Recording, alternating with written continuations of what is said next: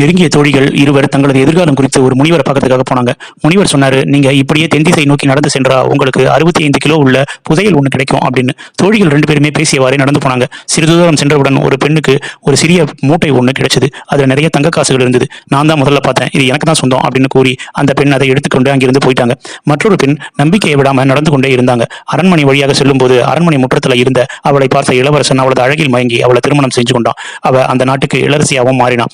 அதில் என்ன ஒற்றுமை அப்படின்னா, முனிவர் கூறியபடி அந்த தங்கக்காசு மூட்டையின் எடை 65 கிலோ, இளவரசனின் எடையும் 65 கிலோ. 65 கிலோ உள்ள எடை புதையல் கிடைக்கும் அப்படிங்கிறது விதி.